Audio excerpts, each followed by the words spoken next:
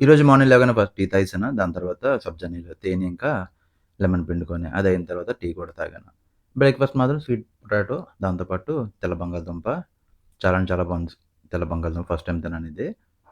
లంచ్‌కొచ్చేసరికి దంపుడు బియ్యంతో రైసు, దాంతో పాటు పిక్కలు ఇంకా కాలీఫ్లవర్ కర్రీ, టమాటో ఏసి ఫస్ట్ కలుపుకొని తినేసాను రైస్‌లో.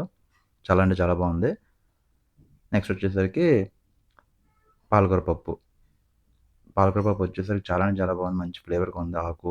అంటే పలుచగా ఉంది పప్పు. దానివల్ల టేస్ట్ ఇంకా బావుంది. అప్పడం. ఆ పప్పు ఇంకా బావుందని చెప్పి మళ్ళీ 2 సార్లు అన్నం వేసుకొని మళ్ళీ కూడా తినేసాను. దాంతో పప్పు బావుందని చెప్పి మళ్ళీ కొంచెం పప్పు కూడా తిన్నాను. ఈవినింగ్ వచ్చేసరికి బ్లాక్ కాఫీ తాగేసాను.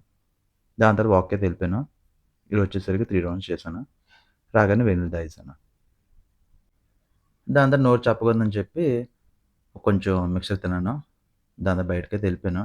ఎళ్ళిన తర్వాత అక్కడ ఒక మెక్‌డీలో ఒక కోన్ ఐస్ క్రీమ్ తిన్నాను. ఇంటి రాగానే రాగి దోస, దాంతో పాటు టమాటా ఇంకా పల్లి చట్నీ, అదిరిపోయిన చట్నీ.